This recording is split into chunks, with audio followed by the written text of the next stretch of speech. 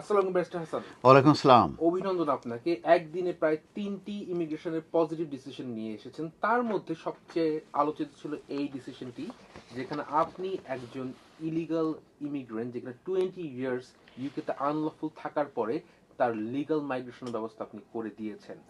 যারা নর্মালি যারা ইলিগাল আছে তারা প্রায় প্রশ্ন করে, তারা যখন এই আনলফুল রেসিডেন্সের উপর বেসিস করে অ্যাপ্লিকেশন করবে, তারা কি কি ডকুমেন্ট জমা দিবে বা তাদেরকে এখন থেকেই কি কি প্রস্তুতি নেওয়া প্রয়োজন হতে পারে? ধন্যবাদ ব্যারিস্টার রাহা। কংগ্রেচুলেশন শুধু আমার একার জন্যই নয়, এটা আমাদের হোল টিম। আমার একটা ইয়াং টিম আছে, তারা খুবই ইয়াং লয়ার, এবং তারা আমার সঙ্গে কাজ করছে এবং আমাকে তারা ডাইরেক্টলি অ্যাসিস্ট করে থাকে, এবং তাদেরকেও আমি ক্রেডিট দিতে চাই আমার নিজের সঙ্গে। এবং এটা ঠিক যে 20 ইয়ার্স রুলসের বেসিসে এই অ্যাপ্লিকেশনটা গ্রান্টেড হয়েছে।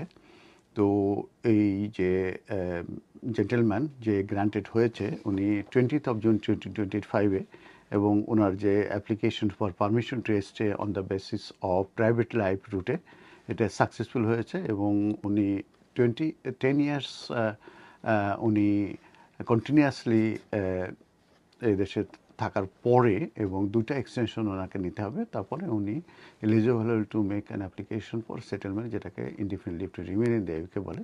এবং সেখানে কিছু রিকোয়ারমেন্টস রাখে, সেই রিকোয়ারমেন্টসগুলো যেরকম English language requirements, life in the UK সহ অন্য রিকোয়ারমেন্টগুলো স্যাটিসফাই করলে এটা ধরে নেওয়া যায় যে সময়ের ব্যাপার, সে সেটেলমেন্ট পাবে এবং পরবর্তীতে ন্যাচারালাইজ আছে ব্রিটিশ সিটিজেন হওয়ার পরে সে ব্রিটিশ পাসপোর্ট পাবে। তো এই অ্যাপ্লিকেশনগুলো কিন্তু বেশ কমপ্লেক্স অ্যাপ্লিকেশন। তো এই ব্যাপারে আমাদের কিন্তু যথেষ্ট এক্সপার্টাইজ আছে। আমরা এর আগেও আরও কয়েকটি অ্যাপ্লিকেশন 20 ইয়ার্স রুলসের বেসিসে আমরা সাকসেসফুল হয়েছি। তো এখন আমি আলোচনা করব যে আমরা কিভাবে এই অ্যাপ্লিকেশনটা প্রিপারেশন করি, কিভাবে সাবমিট করি, এবং কী কী ডকুমেন্টগুলো মূলত ক্লায়েন্টদেরকে প্রোভাইড করা উচিত।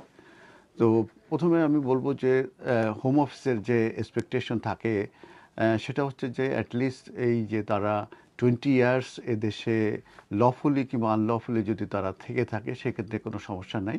কিন্তু এই 20 ইয়ার্সের কিন্তু সিরিজ অফ ডকুমেন্টস তারা কিন্তু এক্সপেক্ট করে, এবং সেই ডকুমেন্টগুলো কিন্তু অবশ্যই তারা অফিসিয়াল ডকুমেন্ট এক্সপেক্ট করে। সেই ডকুমেন্টের মধ্যে কাউন্সিল ট্যাক্স বিলস হতে পারে, সেক্ষেত্রে ব্যাংক স্টেটমেন্ট হতে পারে, সেক্ষেত্রে জিপির লেটার হতে পারে, সেক্ষেত্রে জিপির কম্পিউটারাইজড রেকর্ড হতে পারে, সেক্ষেত্রে পে স্লিপ হতে পারে, লেটার ফ্রম এমপ্লয়ার হতে পারে, সেক্ষেত্রে কোনো ভোটার যদি লিস্টেড হয়ে থাকে সে ধরনের কোনো কিছু হতে পারে, অ্যাপয়েন্টমেন্ট লেটার হতে পারে জিপির কাছ থেকে কিংবা ডক্টরের কাছ থেকে, তো ইউটিলিটি বিলস হতে পারে। এই ধরনের অফিসিয়াল ডকুমেন্ট কিন্তু তারা এক্সপেক্ট করে। তো আমি যেটা বলেছি যে যারা লফুলে এসে যদি পরবর্তীতে আনলফুল হয়েছে তাদের জন্য কিন্তু 20 ইয়ার্স প্রযোজ্য, আবার যারা আনলফুলে এসেছেন তাদের জন্য কিন্তু এই 20 ইয়ার্স কিন্তু প্রযোজ্য। অতএব এই ডকুমেন্টগুলো কিন্তু ভেরি ভেরি ইম্পর্ট্যান্ট। এবং তারা আরেকটা জিনিস জানতে চায় যে তাদের লিগাল এন্ট্রিটা কীভাবে হয়েছে, তারা এদেশে ঢুকেছিল কীভাবে, কোথা থেকে ঢুকেছিল, কীভাবে তাদের পাসপোর্ট ছিল কিনা এবং পাসপোর্টের ডকুমেন্ট আছে কিনা, এই বিষয়গুলো কিন্তু তারা ইম্পর্টেন্স দেয়, এবং এভিডেন্সগুলো কিন্তু দরকার। তো অনেক সময় দেখা যায় যে তাদের সব ধরনের ডকুমেন্ট থাকে না, সেক্ষেত্রে কিন্তু গ্যাপ থেকে যায়, কারো 1 বছর 2 বছর গ্যাপ থেকে, যেরকম আমাদের ক্লায়েন্টের গ্যাপ ছিল।